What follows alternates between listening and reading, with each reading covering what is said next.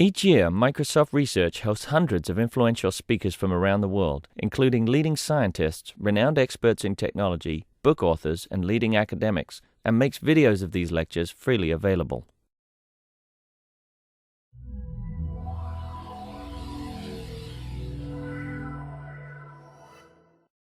Today to introduce Alyosha Efrosh from Carnegie Mellon University.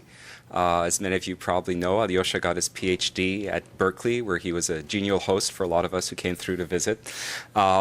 He basically invented the field of texture-based, of example-based texture synthesis in his seminal paper with Young, and then the follow-up paper with Bill Freeman on image quilting. And probably my favorite work of his is the little, is it 10 or 20 pixel man? 30 pixel. 30 pixel man. You see, in my mind, it always keeps getting smaller and smaller. So Alyosha, after graduating, went to Oxford and did a postdoc with Andrew Zusserman and Josef Sivic here. And now he's a professor at Carnegie Mellon, and he's going to tell us about some of his work with his student, which was just presented at Siggraph this summer. Thank you very much, Rick. It's my big pleasure to be at Microsoft headquarters. I've already been to the England version, but never been here. And it's great to see so many familiar faces here. So today I'm going to talk about something quite fresh and very exciting for me because I think we have stumbled upon something that is really interesting, and we are just beginning, just digging the top layer. So I think there is a lot in this, and so I'm going to show some of the stuff that we just presented at Siggraph, plus some of the stuff that's going to appear at ICCV in Beijing in October. Okay, and this is mainly work of my very first student, Derek Hoyam. Here he is. And also Marshall Bear at CMU, who is also Derek's co-advisor. Okay?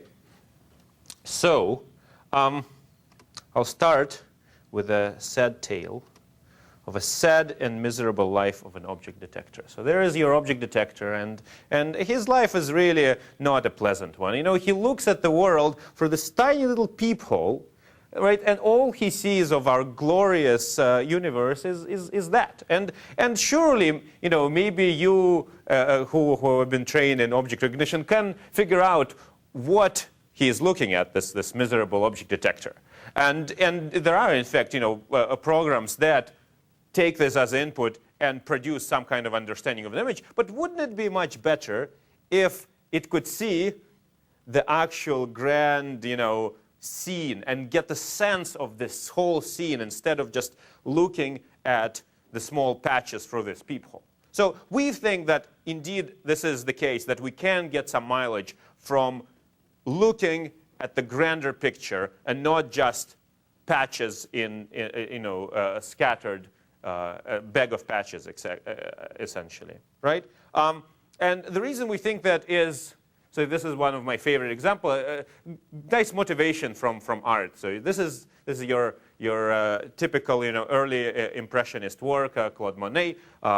You really get the sense of being in this picture in turn of the century, 19th century train station, and you can hear the hustle and the bustle and the smell, the coal in the air, and you have this cloud of steam in the center, and you have this head of the locomotive protruding right in the center. So Monet puts it right in the center, this head of the steam engine coming out right at you.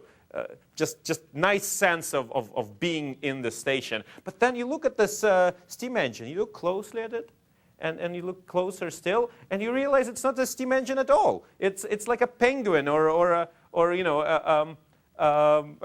champagne bottle in a cooler, or it could be anything, right? So in a way, the pixels inside this little box tell you almost nothing about this experience of seeing this steam engine come at you, right? So the steam engine is not here. It's not in the pixels. It's in our heads. It's in our heads and in this whole ambience of the scene, and maybe it's somehow connected to your childhood visits to the steam engine museum. So maybe each of you is seeing a different version of the steam engine given those same pixels. Okay, so this is kind of a motivation why we should really look at the larger picture and not just at the pixels inside the box.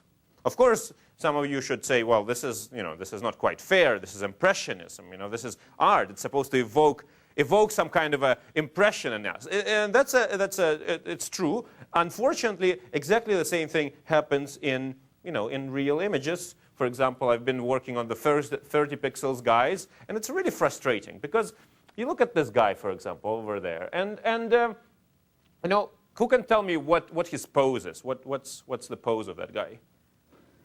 Huh?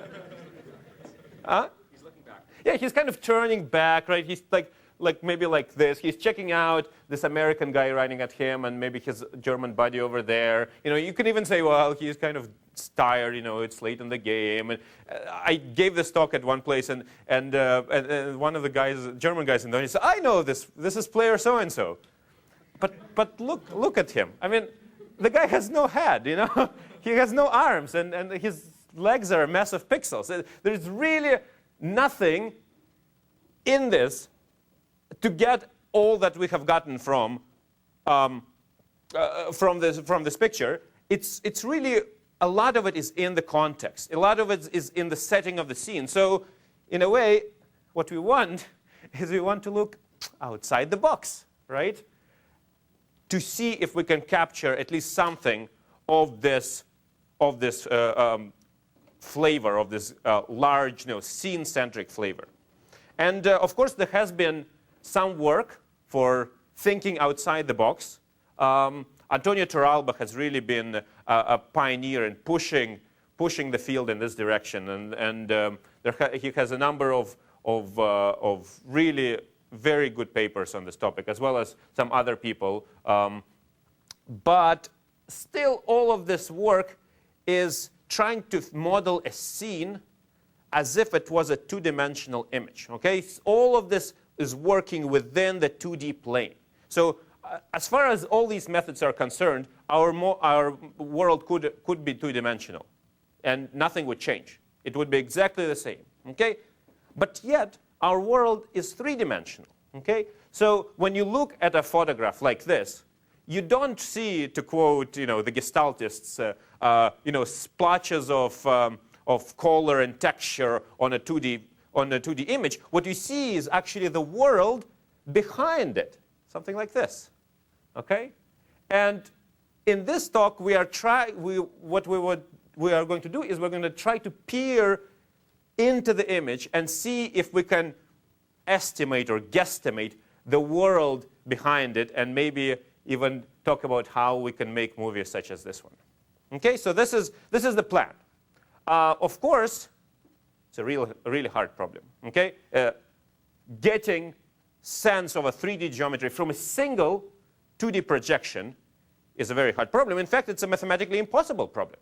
Okay, because if you consider a 2D projection of this cube, such as this same projection could be generated by an infinite number of 3D figures. Okay, so in the general case, this is an impossible task. In fact, if we lived in an abstract world with pieces of matter floating in midair somehow, in some kind of a Martian, I don't know, or science fiction landscape like this one, you couldn't say anything because we have lost the dimension and there is no way to get it back. But fortunately, our world is a very structured one.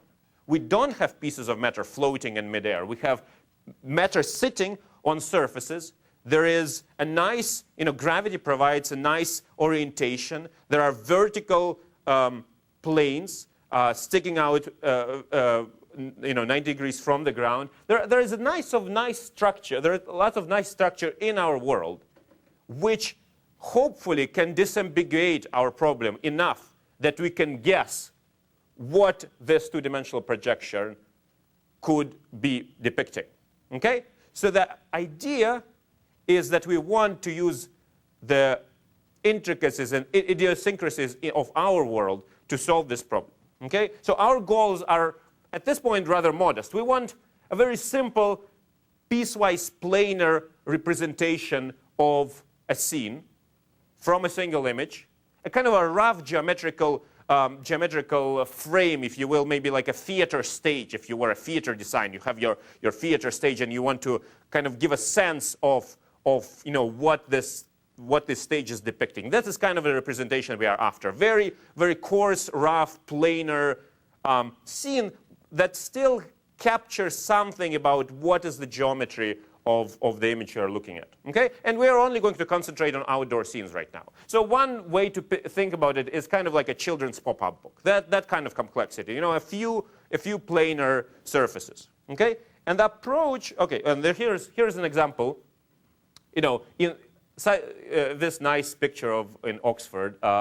What we want is we don't want to model every single geometrical detail here. What we want to say is, well, there is a plane, a ground plane over there, and then there is a plane oriented this way there, and a plane oriented this way there, and a back plane, and maybe you can say that there is some junk in front. Okay?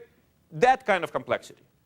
And the approach we are going to take is we are going to use learning to infer from the real world what is it that makes our world idiosyncratic enough that we can guess from a single image a plausible 3D interpretation. Because we can do it, right? We have 2D retinas, and most, some of us don't have stereo like me. So we are actually solving a problem. You look at a bunch of photographs. Every single photograph here, you can infer what the 3D structure of that single photograph is. So we can do it. Why not have the computer do it as well? Okay. So we're going to try to use a whole bunch of real images, taken real samples from the world, to learn what is it that makes our world special, and then apply that to our new task. Okay. To novel images.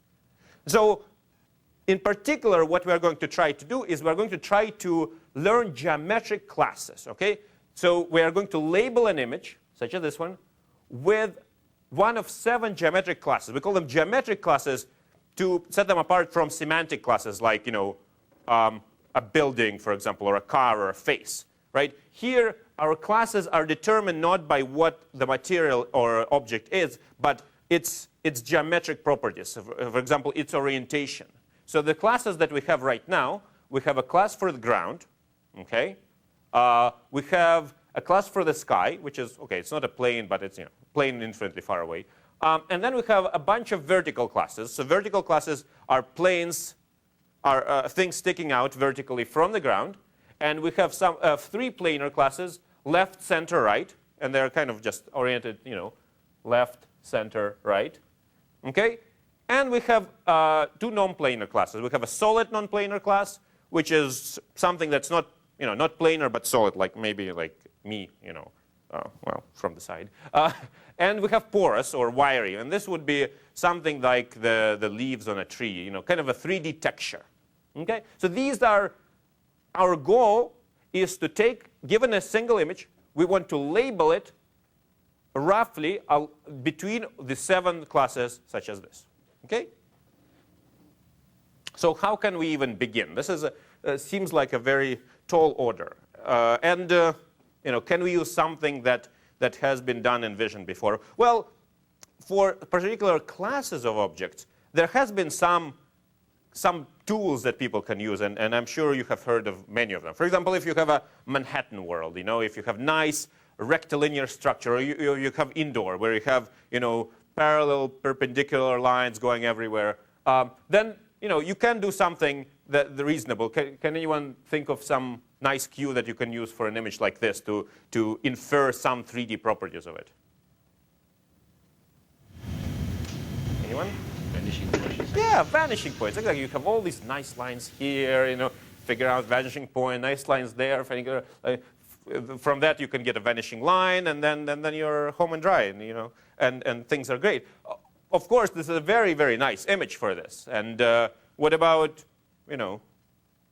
English country roads? Not very good with vanishing points here. I mean, nothing is really very straight.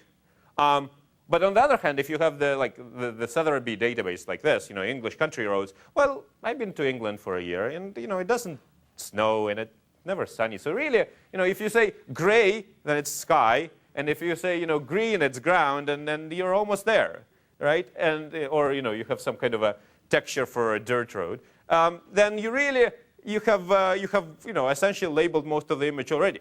So for this database, again, some kind of texture material processing, maybe with some color flow thrown in, would work pretty well. What if you have, the prototypical sunflower field? What's a nice cue to infer geometry from that? So, well, the horizon, yeah, sometimes you can detect the horizon, that's true. But say, it's a cloudy day and there is no horizon. Yeah, so you have the texture gradient, my advisor's favorite thing.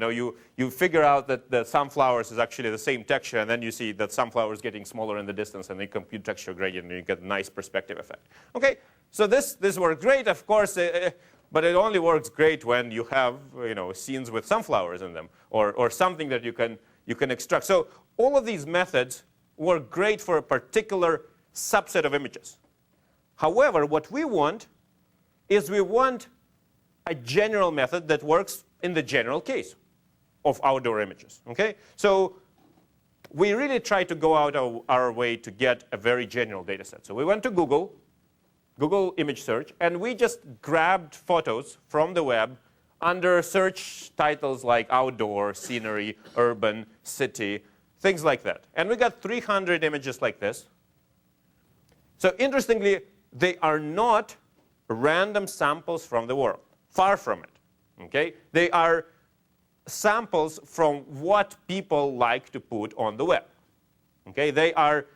I think that what they are is they are nice sample of what we take as mature photographers. So we don't go around just taking pictures, just completely randomly in various directions. The horizon, for example, in our 300 images was always horizontal, 100%.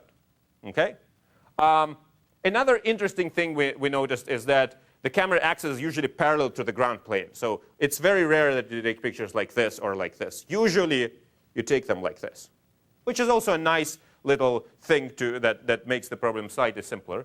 Another very interesting thing that we found, so you I'm sure wanted to ask, why is it that we have vertical planes and horizontal planes? What about like slanted planes? Well, we had a class for slanted planes before, and then we started looking at our data, and we realized we wouldn't have enough data for slanted surfaces because it's only 3% of the image pixels that don't live on either horizontal or vertical surfaces. It's quite amazing. Our world, turns out, is a rather boring one.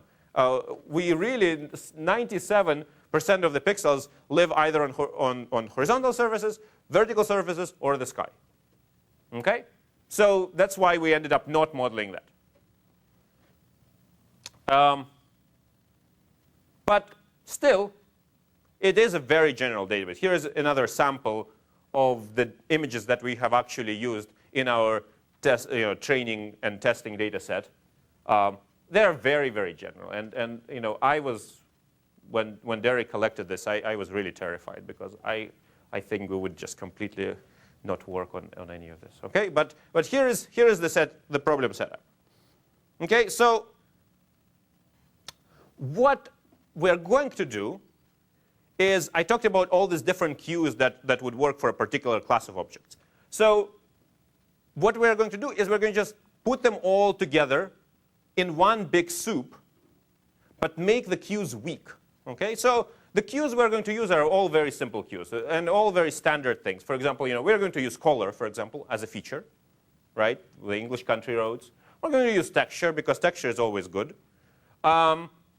We're going to use image location. We are not shunning from this feature. It's a really good feature.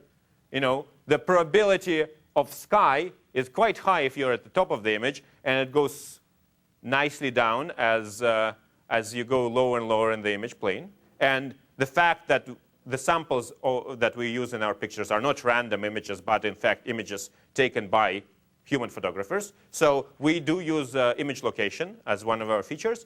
And we use kind of the more interesting feature of these is a bunch of perspective cues, right? Trying to capture this idea of vanishing lines and vanishing points, but we do it in a very soft way. We don't want any of these features to commit, right? So it's nice to have it's easy to have color and texture as a soft feature. But how do you make vanishing points to be soft feature? So what we do here is we don't actually find vanishing points. We don't locate them. We have a kind of a soft map, which says we compute intersections of lines in the image. And then we keep this kind of a probability distribution of where vanishing points could be. And that is our feature. So if you, it's kind of like a oversized sieve descriptor, or maybe like a shape context type representation. We have this kind of a histogram of where vanishing points could be, and that is our feature. So, and all the other features we have is we try to, here is a list of all of them, and we really try to make them very soft. We try to have none of them commit to any decision. We all of them kind of give a little cues to what this might be, because no one cue will work for all the images, right? And the idea is that in different cases, some cues will work better than others, and the hope is that our learning procedure will figure out what the right ones are. Okay? And now this is, I think, really the most important thing, at least to me, the need for right spatial support. Okay? If you're still in this peephole world, then if you look at a small patch, there is really no way to tell if the patch is on the horizontal plane or a vertical plane, because it's just so small. None of the cues really give you that much information. You know, these two patches look very, very similar. Okay? So what you really need is you need to find the right spatial support to compute your features. But it's tricky, because here the support is too small and you don't get enough data. But if you have a really huge region of support, then you'll be overlapping several labels, several geometric classes, several surfaces. And then all of your features will get mixed up together, and they will become useless, because they will interact with each other and produce garbage. So this is really a very, very important issue, I think, in this whole, well, in an art of kind of these learning methods. You know, how do we find the right spatial support? You know, for some features, it's OK to have it local. You know, color, maybe texture. You know, it's OK to have a small support regions. But for more general features like vanishing points, texture gradients, you really need a big chunk. You really want to have a whole, you know, you want to find a segment that is a whole surface or a large part of the surface. Okay? And this is my conjecture, which I really believe in, that if instead of sweeping your windows around, your square windows around, you could have a better guess, maybe not correct, but a better guess about what is the region of support, what's the area of integration to compute your features.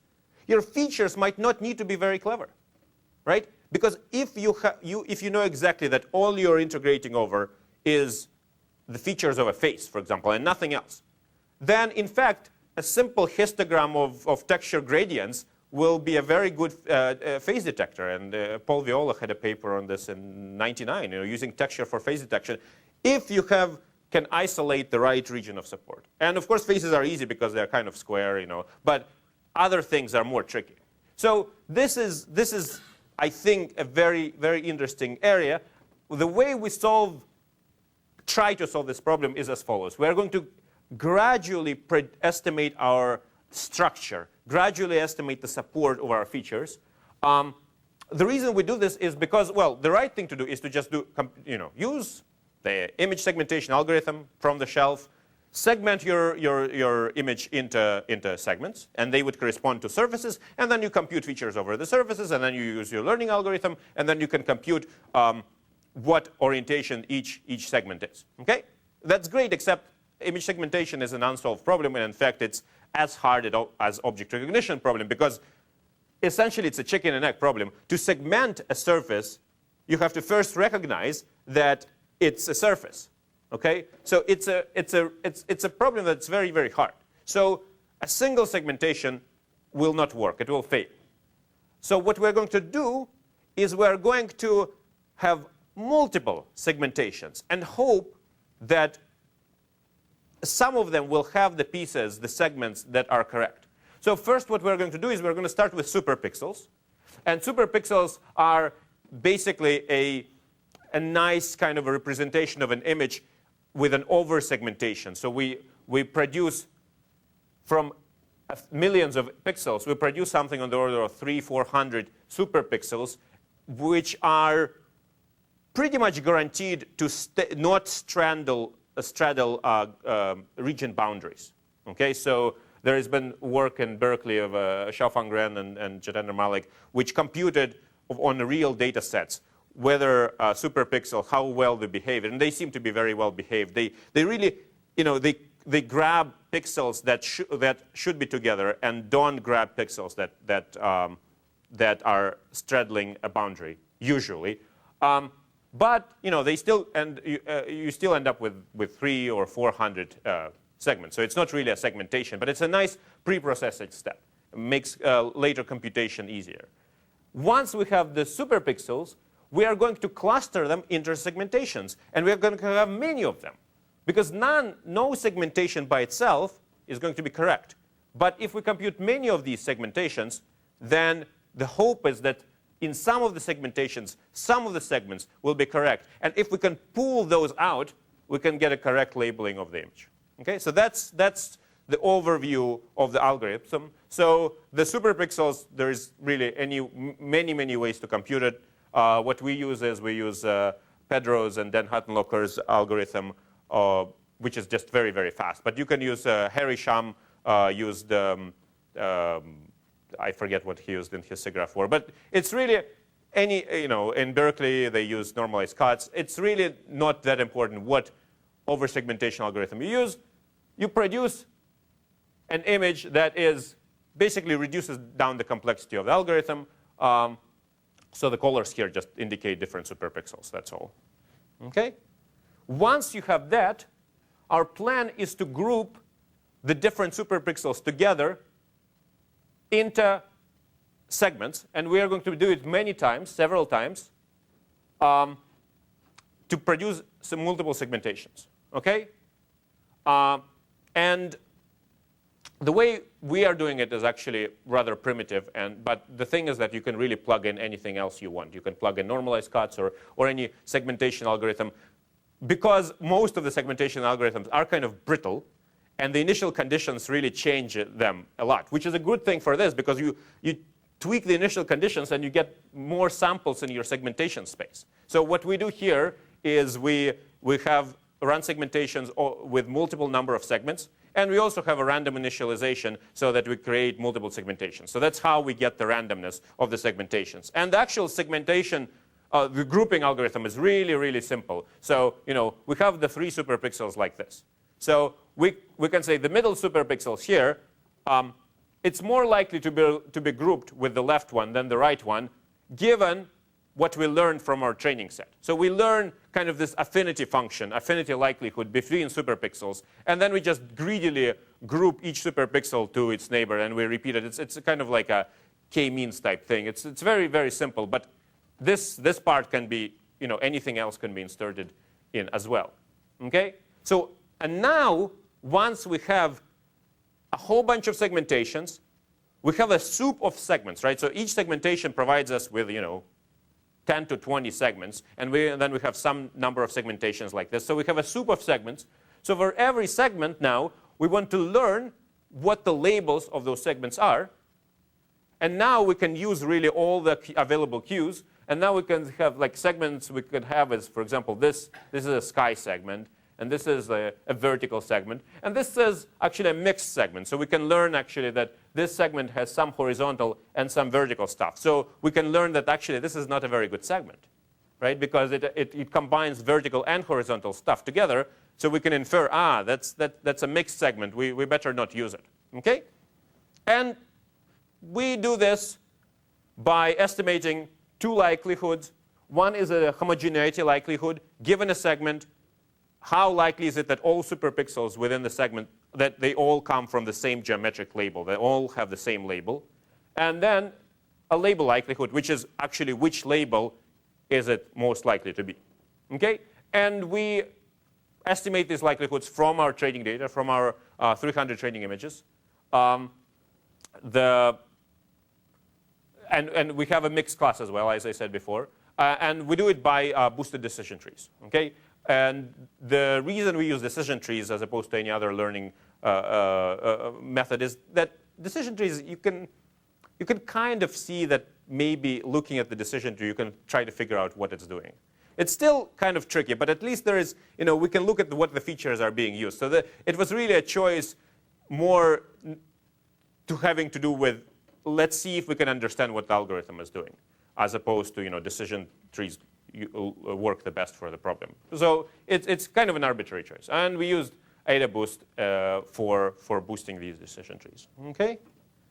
So now we have, for each segmentation, such as this, we can compute the labels for all of the segments. And here we plot the confidence of the label for each segment. Okay? And this is a neat picture here because it shows, for example, that here the algorithm is really not confident about much. So the brighter the thing is, the more confident it is. So blue is sky, red is vertical, and green is ground. Okay? So here it's really only confident about just pieces of things. Here it becomes quite confident about this area of the train that is a vertical place. But this segment that is ground and piece of the train, not confident at all, which is good. Okay? And here we have a nice region of ground, and it gets it more confident. Here also the sky is quite confident. Okay? So for every image like this, we get a representation of labeling every segment and computing the confidence of every segment. And then essentially we average them out into one single label. So basically we compute an average labeling of the image weighted by the homogeneity likelihood. Okay? To get a final labeling of the image. Okay?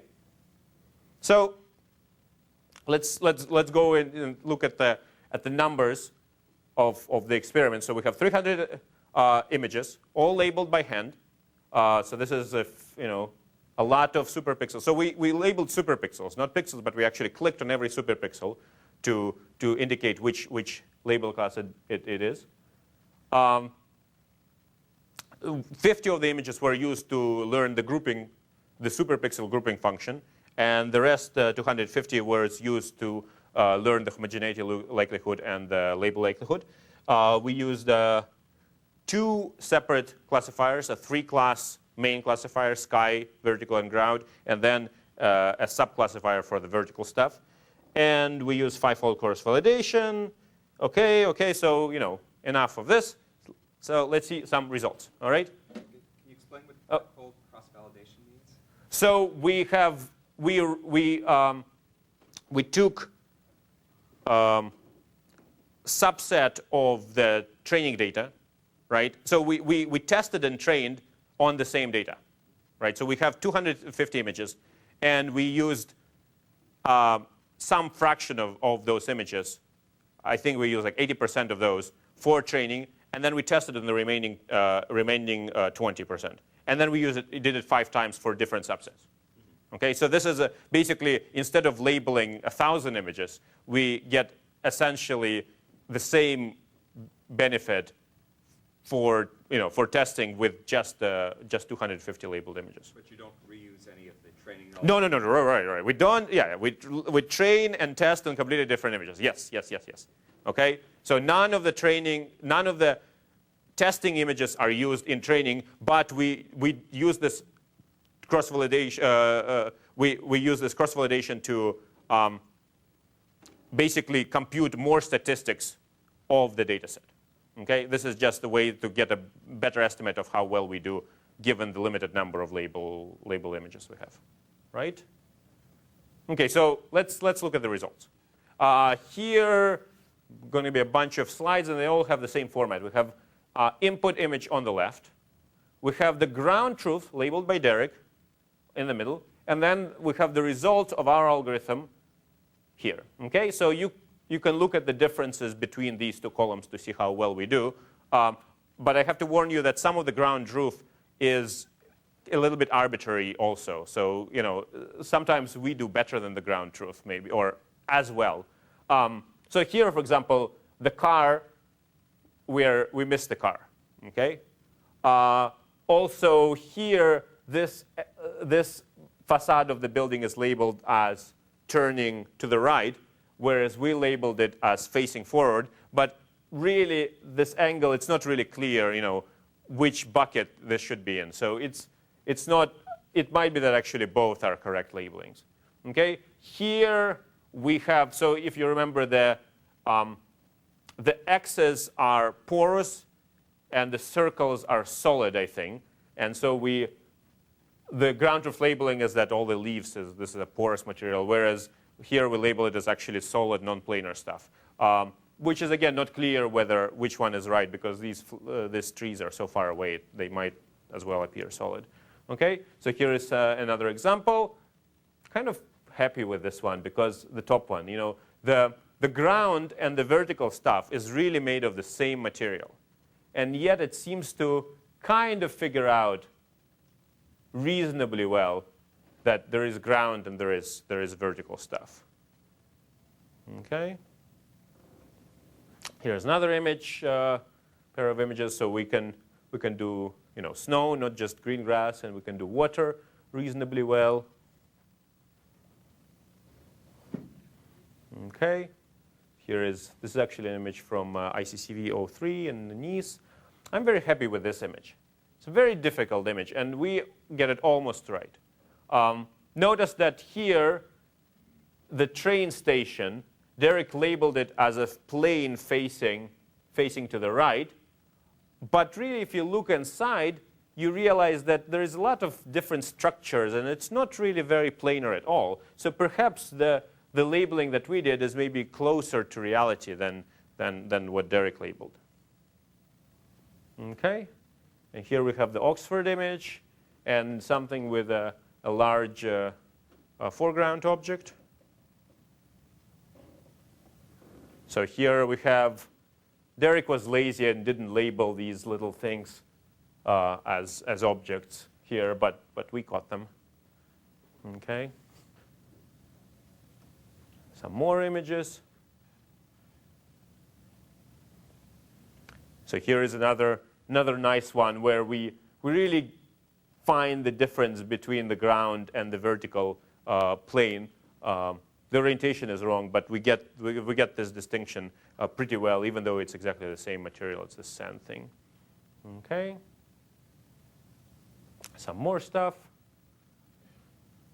So one of the major failures of the algorithm is reflections. Okay. So for example, here, the reflections of the buildings in the water really look like buildings, and so we label them wrongly, and this is a real issue. Same thing as reflection of the sky in the windows of the house. We just label it as sky, and this is really because we only have this first order interaction. We don't have any kind of MRF terms. We don't have second order interactions between the labels. I think once we add that, we will really understand that you can't just have pieces of sky in between a building. Although you can in San Francisco, if you walk on Union Street, there is a place where you can look at a building, and through the building you can see the bay and the Golden Gate Bridge. It's really nice. Okay. Shadows also give us trouble. For example, this shadow over here, it just we don't label it the right way. And here it's probably just using more high dynamic range images would fix that, because the shadows just don't have enough features in them. Okay? And then of course this is a statistical method, so sometimes it just fails completely for no apparent reason whatsoever. It just doesn't work. And here are two of the worst failures of the methods. It just gets it all completely wrong. Okay? But here are some quantitative results. Okay, for the geometric classes, so the three major classes, we are doing pretty well. This is the confusion table. For the vertical subclasses, we are not doing as well. The vertical subclasses, as you have seen in the qualitative results, are much more confusing. But the confusions are maybe understandable. For example, the left and the center classes get confused a lot. right? Whereas they don't really get confused that much with like porous objects or solid objects. But in general, the vertical class, this classifier, the horizontal classifier, we're quite happy with, whereas the vertical classifier still needs some work. The left and the right from the examples you showed us before, the picture examples, very often in areas of the facade where it's mostly vertical structure, locally it just says vertical, right? Because that's what this confusion table says. It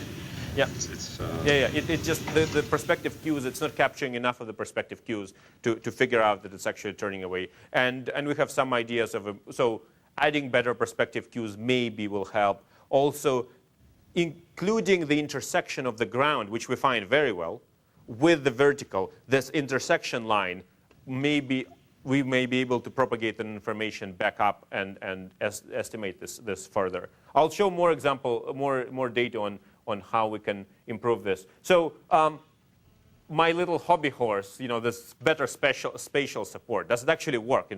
Does this thing about getting correct spatial support, does it even matter? Well, so we ran these experiments. So let's see, if you don't do anything, if you just compute class priors, if you don't look at the images, a content-free algorithm will get this. So this is the baseline. This is the lowest you can get, okay? If you just use image location, XY location, so then you get these percentages, okay? So essentially, this is kind of the really dumb baseline. And what happens if you use features only at the pixel level? Well, you get 80% on the main classifier, 43% on the subclassifier. If you go and compute features over superpixels, you're getting a little bit better, which is good. More spatial support, better performance. If you have a single segmentation, just one segmentation, then you get as good or even worse sometimes, because a single segmentation will definitely fail. But if you have multiple segmentations, then you see quite a big jump for the main classifier and an even bigger jump for the subclassifier. Okay? Now, these numbers, they might not look big to you, but really it's an issue of scale. Because really, this or one of these should be 0, right? Because this is, you cannot get worse than that. And the best one, we should have run user studies, but because of the ambiguities in labeling, probably the best you can do is not 100%, but maybe like 93 or something, okay? So scaled like that, this is quite a big jump, okay? So this is an interesting other test that we have run. We said, okay, if we use a perfect structure estimation, if we used our human labeled segmentation, what's the best we can do if we could exactly correctly guess the segmentation?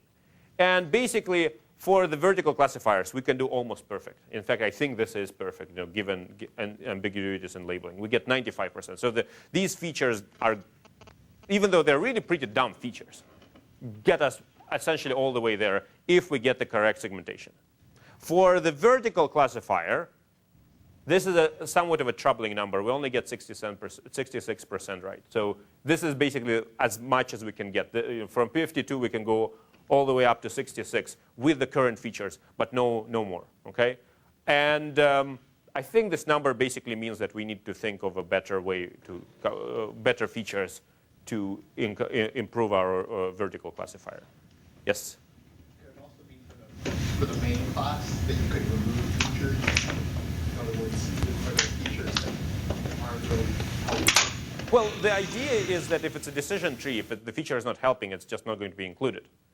Right? So it should do this automatically. So in fact, the main class does not use, for example, perspective cues, because they are not really needed. Okay? So this is, but it's nice kind of a way to break down this complicated learning problem and see where it's getting stuck. So at least now we know where the issues lie. Okay?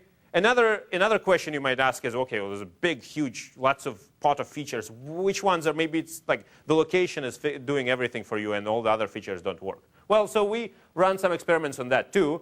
What happens if you subtract, remove a type of feature and see how much the performance drops?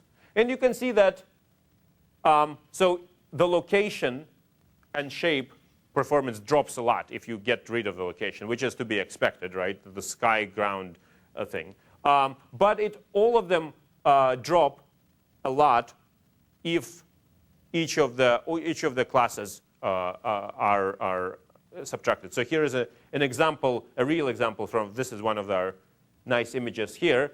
What happens if we just use some particular features? So if we just use location, it basically gives you a location prior, right? This is, sky is above, ground is below, everything in the middle is vertical. Not that interesting. If you get rid of color, you're not getting it right. If you get rid of texture, for example, you lose the sky. If you get rid of location, then you're completely screwed. But even the perspective cues, even on an image like this with very few lines and not much of a texture perspective, you're still not getting it right. So it's really all the features working together that gets us the results that we get, which is a nice thing. Okay? So what is this good for? Is this actually useful? So is looking at the big picture, is having this kind of three-dimensional scene context, is that useful for anything? Well, we think so, and we have kind of first stabs on two applications. One is an object detector application, and another is a single view automatic reconstruction application. I'll very quickly go over both of them. So here we have a standard car detector. Took it from Murphy, Alba, Freeman, and we just added new features to it. So what they have is they have a typical window detector, and they throw in a bunch of features, and then they use ADA boost or gentle boost to learn what it is to be a car, for example. Okay, and what we do is we add I think 50 more features taken from our geometric context that we have computed from these labels, geometric labels. We put features of what's the label of this window and what's the label above and below it, and a few other combinations. Okay, so yeah, so these are the features that they use. They are basically kind of a Viola and Jones type features, and then they take all of them and they throw them into a gentle boost procedure. They use 500 features. We add 40 more contextual ones. We tested on the Pascal database, which is very, very hard. About 100 training examples of cars at all views. Quite a difficult task. And so the original algorithm really works quite poorly. And we are still not doing very well, but the improvement is quite significant, right? We're really improving the original algorithm by a lot. And in fact, 4 out of 5 top features discovered by Gentle Boost are, in fact, our contextual features. Okay? And here are some examples of what we're doing. Basically, we are getting rid of false positives. Right? So this is the output of their detector, and this is what we have with our additional features. So we really figured out, with this very, very simple way, to get rid of places where just cars are very unlikely to be. Okay? Now, this is very, very much a first step. Really, what we want to do is we want to have this whole big reasoning about, the sizes of the cars in space and how they correspond to the geometric structure of the scene. And we are working on that. But this is just something that very fast that we whipped up to make sure that we're actually doing something useful. And it seems that we are. Here is another example. And another. But of course, this is very, very preliminary results. The detector is pretty bad, So could it be that we are only helping out really bad detectors, or very hard data sets with very few images?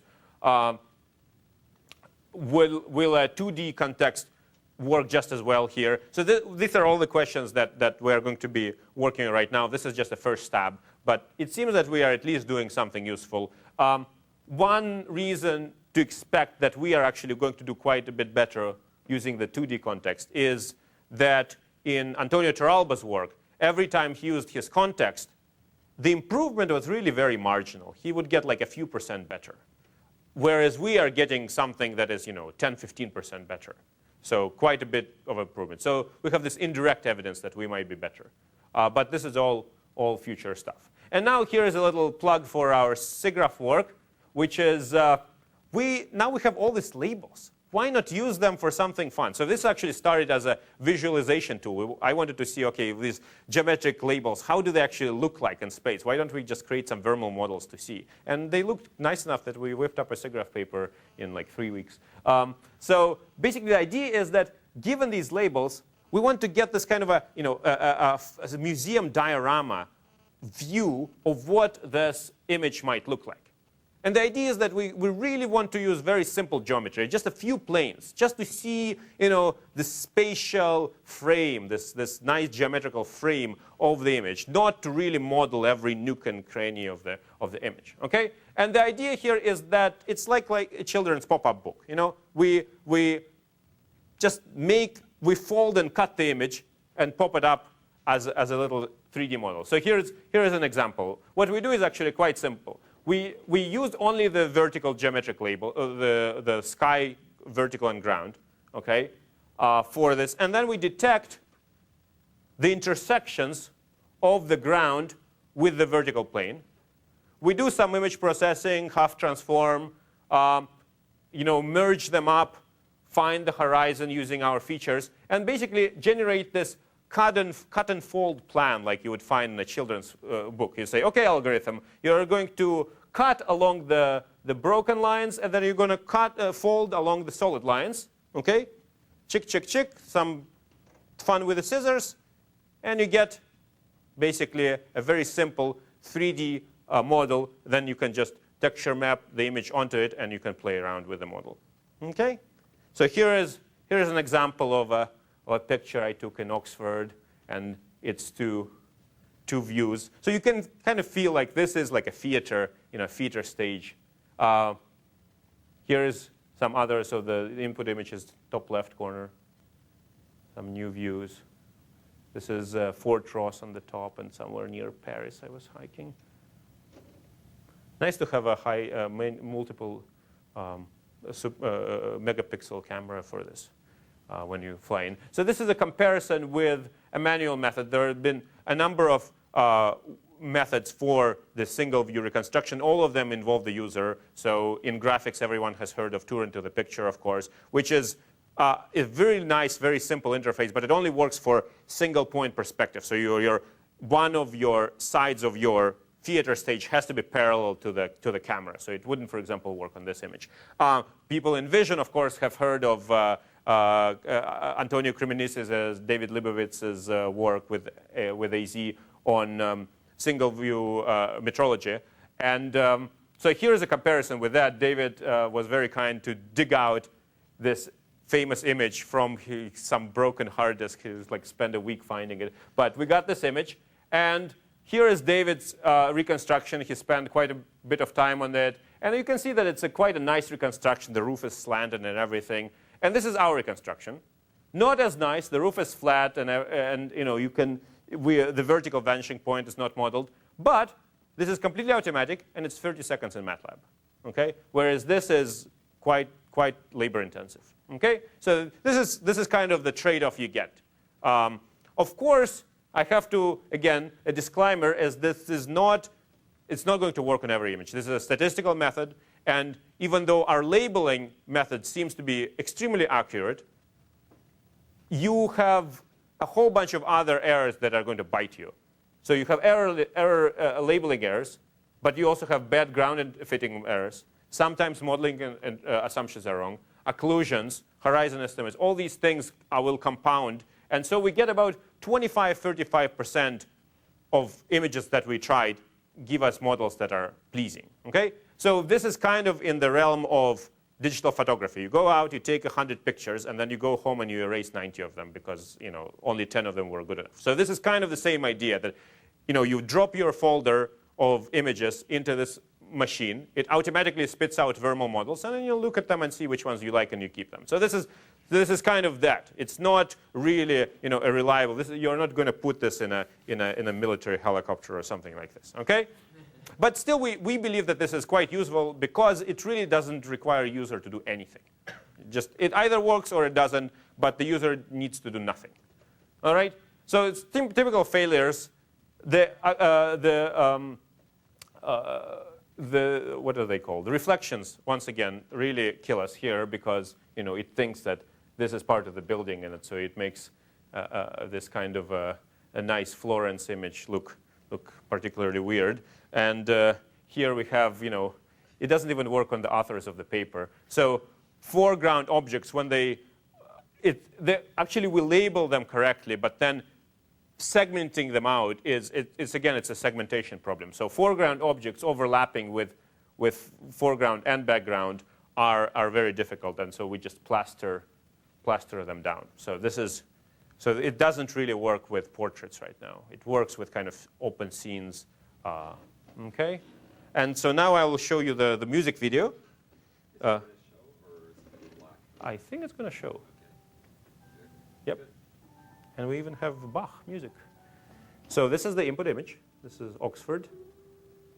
And here is a simple fly-through the Vermeil model. Very, very simple. This kind of shows you that geometry is overrated. Really, there is like four planes here, and it looks pretty well. If you slap the right textures. Paul de Bevic also kind of showed this, that really if you don't need to have very complicated geometry if you have the texture maps. Nice music helps too.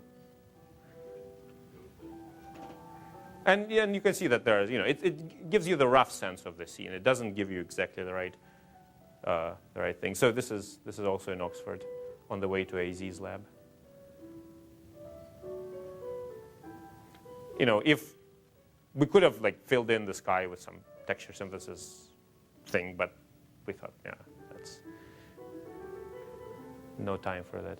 It does work on some paintings, even though it was not trained on any paintings.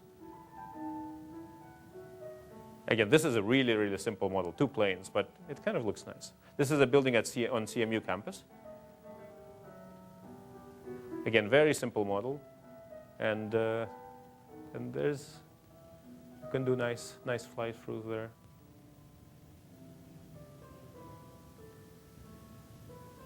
You can see that the trees are painted on top of the buildings here, but other than that, it gets the structure of the geometrical structure well.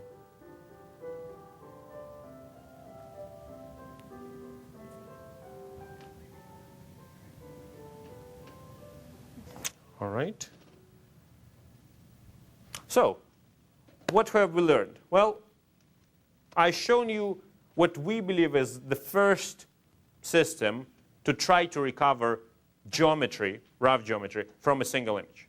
Now, why is it that it's working? Why is it that it's doing something reasonable? Well, even though this is, after all, a mathematically impossible problem. Well, because what we're doing is we're having the input image, yes, but we're also having a slew of other images of the world that we use to learn what is it that makes our world special. What is it that makes our world not just a random projection from 2D, but something more structured. Okay, and I believe that this is really the right way to approach many vision problems, because we live in a world that is special, and we need to use that. And if now that we can get lots of data from different sources, we should really be using that data. The more data, the better. But of course, this is just the beginning. Lots and lots of stuff remains to be done. As I said, we're kind of scraped the surface. We believe that there is more nice stuff in there, and so I welcome everyone to look into this kind of this area, and I think that there is a lot of things to be done here. And so, if you have any questions, and here is the train again for you. Thank you very much.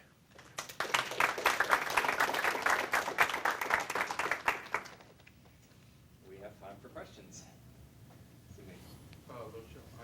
I don't know whether you can claim you're the first system to automatically generate 3D from an image. I think Songchun, for example, did something like this at ECCV the last time, using single images. But it didn't appear at ICCV main conference, but one of the workshops. Sorry. Yes, yes, that's true.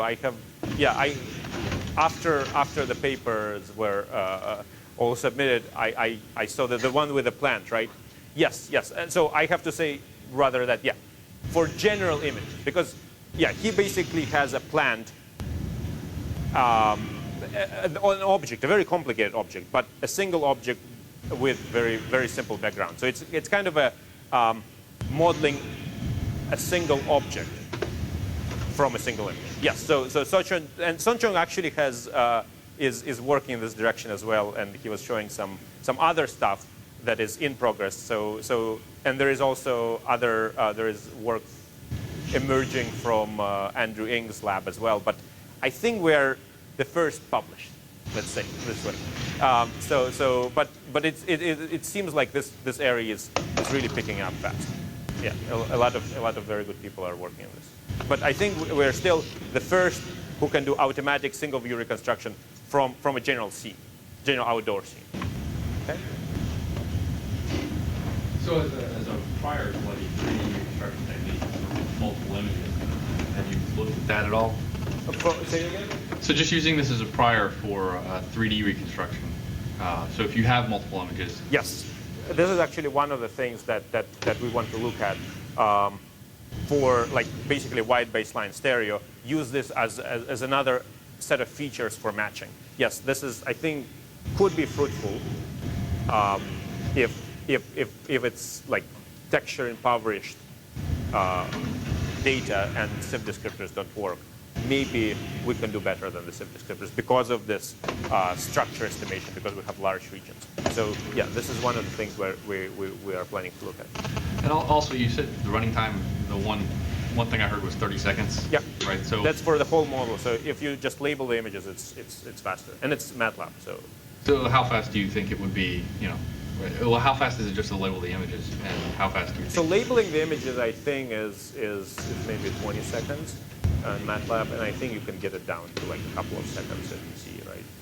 This is your order of magnitude is always squeezable from MATLAB. So yeah, this is, I think, quite realistic to have it on the order of like a panorama stitching speed. Well, do you think that the limitations, or some of the limitations, are to do with the small training set, or do you think it's? Yeah, that's what I kind of hoped. But the Siggraph paper, we had 80 training images, which I thought was really tiny. And then we labeled 300 for ICCV. And the improvement in quality wasn't as big as I hoped. So it could be that we just have to label more to get the next qualitative jump. Or it could be that we have already squeezed everything out of the simple features that we have, and we should just invest in more clever features, or more specialized features, perhaps. So yeah, and it's kind of unsatisfying that we didn't see a huge jump from 80 to 300. Yes? Do you think it's more important to have more features, or is it more important for the segments or the superpixels to talk to each other? It has some sort of MRF. So okay, it's not super, but the segments, right? Yeah. Right. So we tried a lot of things actually. We tried a very simple MRF model on the segments, and it didn't help at all. It was also very disappointing. But again, we were trying something very simple, and we tried to put in some graph cut thing in there, and it also didn't work. So we tried many things, and then we kind of chopped off the stuff that didn't work, and this is what's left. So we did want to have second-order statistics, but I think they would help, but we will need to use them in cleverer ways. For example, connections between within vertical and ground. If we can look at the orientation of the connection and propagate that to set the orientation of the vertical piece, that would be helpful. But that's a much more tricky thing to do, right? So I don't see well, so you just shout. Yeah, go ahead, John. Do you think, so to improve your object detection, you found some context in the image. Do you think that some aggregate statistics on the context could help too? For instance, automobiles are more likely to be found in an urban environment? Yes. So in fact, another feature that we are planning to include is this Taralba's gist of an image statistics, to have basically scene class. right? The class of a scene. A car is not likely to be found in a forest scene. Well, less likely to be found in a forest scene than in an urban scene. So that would easily be just dropped in as one of the features into the bucket. Yes. What about adding a new label that would be a foreground object? Yeah, well, I mean, it's tempting to just set the whole vision problem as a learning problem, right? And hope that the learning algorithms would just solve it all. But I think it's very hard. It's what is a foreground object? It could be an object that extends all the way to the bottom part of the picture.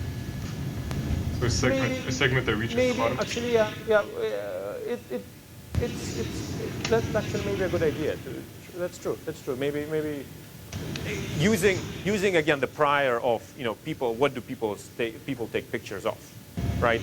But the issue here is that fundamentally you need to have some kind of domain knowledge.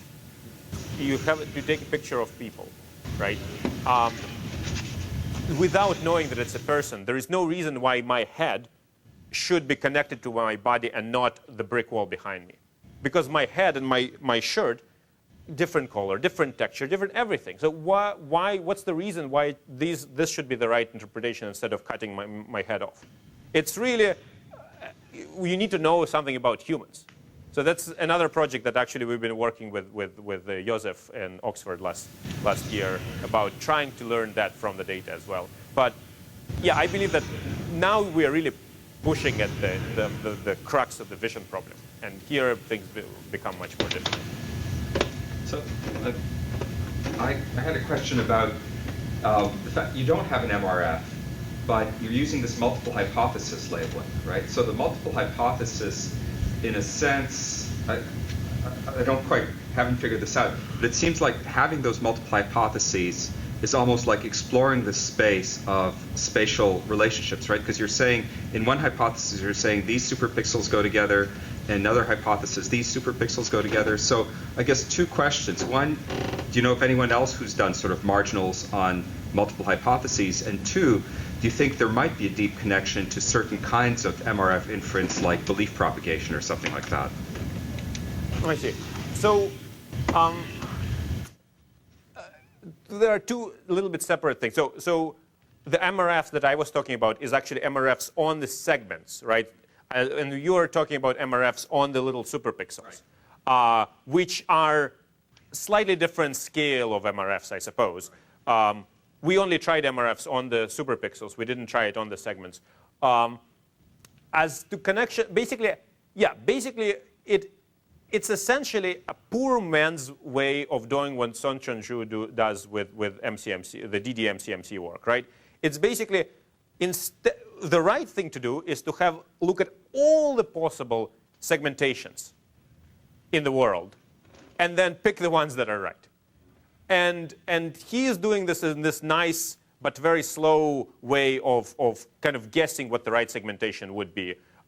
Whereas we are just saying, OK, let's sample from the segmentation. Let's sample a few from the space of all segmentations. Let's sample a few that are likely, or we think heuristically. It's very much a heuristic. Yeah? Heuristically likely. We sample a few of those, and then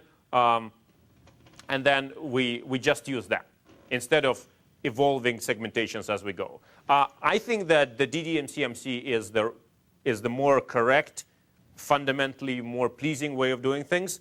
But I think that our approximation, our hack, if you will, is faster and maybe gets us 90% of the way. So that's why we did this.